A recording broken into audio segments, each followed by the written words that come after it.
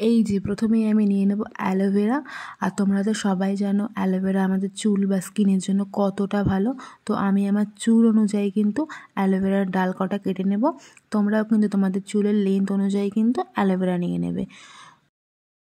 এই অ্যালোভেরার জেল কিন্তু বাজারেও কিনতে পাওয়া যায়, কিন্তু আমার মনে হয় বাড়ির যে অ্যালোভেরাটা এটাই কিন্তু আমার কাছে বেশি ভালো লাগে। তাই তোমরা যদি পারো তো বাড়ির অ্যালোভেরাটা ইউজ করো, এতে কিন্তু তোমাদের বেশি ভালো হবে। তো আমি আমার প্রয়োজন মতন অ্যালোভেরার ডাল কিন্তু কেটে নিয়েছি। তো এবারে যে দেখো এর থেকে যে হলুদ হলুদ কষ বেরোচ্ছে, তো এই কষটা ঝরে যাওয়ার জন্য আমি এটাকে 30 মিনিট মতন রেখে দেবো। আর তারপর কিন্তু খুব সুন্দর করে জল দিয়ে আমি ওয়াশ করে নেব। এই যে আমি কিন্তু জল দিয়ে ওয়াশ করার পরে কিন্তু এই যে সাইডের কাটাগুলো ফেলে দিয়েছি। এগুলো তোমরা এভাবে ফেলে দেবে। আর তারপর কিন্তু মাঝখানে যে জেলটা শুধুমাত্র দেখতে পাচ্ছ, সেই জেলটাই কিন্তু আমরা ইউজ করব। সাইডের কাঁটাগুলো ফেলে দেওয়ার পর কিন্তু মাঝখানটা ঠিক এইভাবে কেটে নেব। আর তারপর কিন্তু চাইলে একটা চামচের সাহায্যে কিন্তু এই মাঝখানের এই জেলগুলো বের করে নিতে পারো, বা আমার মতন কিন্তু ঘষেও নিতে পারো। এরকম ঘষলে বেশি সময় লাগে, আর তোমাদের কাছে যদি সময় বেশি না থাকে তোমরা কিন্তু চামচের মাধ্যমে মাঝখানের জেলগুলো তুলে তোমরা মিক্সিতে কিন্তু একটুখানি ঘুরিয়ে নিতে পারো। এই যে আমি কিন্তু আমার পরিমাণ মতন অ্যালোভেরা জলটা নিয়ে নিয়েছি। এবার একে একে দেবো ডিম আর টক দই। তো আমি প্রথমে টক দইটা দিয়ে নিচ্ছি।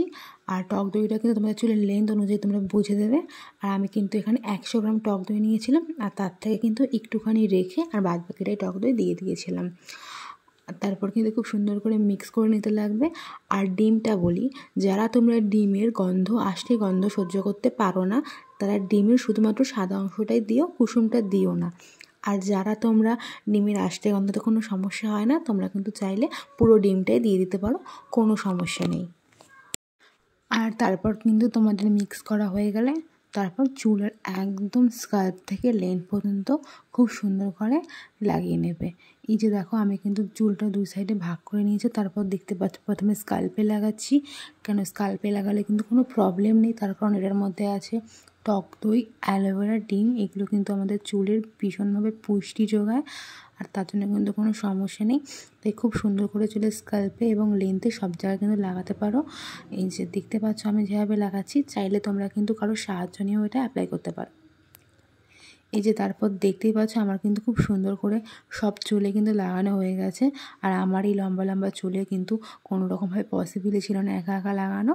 আর তাই কিন্তু আমি আমার মার হেল্প নিয়ে কিন্তু খুব সুন্দর করে সারা চুলে লাগিয়ে নিয়েছি। আর এবার কিন্তু আমি 1 থেকে 1.5 ঘন্টা ওয়েট করব, তারপর কিন্তু চুলটা ওয়াশ করে নেব। আর এই যে আমার চুলটা কিন্তু ওয়াশ করে নিয়ে শুকানোর পর রেজাল্টটা দেখো, চুলটা কতটা সুন্দর হয়েছে। আর সত্যি কথা বলতে গেলে দেখে বোঝা যাচ্ছে না, চুলটা ধরলে বোঝা যাচ্ছে চুলটা কতটা সফট হয়েছে, সুন্দর হয়েছে। আর হ্যাঁ, একটা কথা বলি, যাদের কাছে 1 থেকে 1.5 ঘন্টা সময় নেই, তারা কিন্তু চাইলে 45 মিনিটও রেখে তারপর নর্মাল ওয়াটার বা শ্যাম্পু দিয়ে চুলটা ওয়াশ করতে পারো। হ্যাঁ, তোমরা যদি যেদিনকে এটা অ্যাপ্লাই করছো ওই দিন যদি তোমরা শ্যাম্পু না করে একদিন পরে করো, তাতেও কিন্তু কোনো অসুবিধা নেই। এই যে দেখো তোমাদের আর একটু ভালো করে দেখাই যে আমার চুলটা কিন্তু কতটা সুন্দর হয়েছে।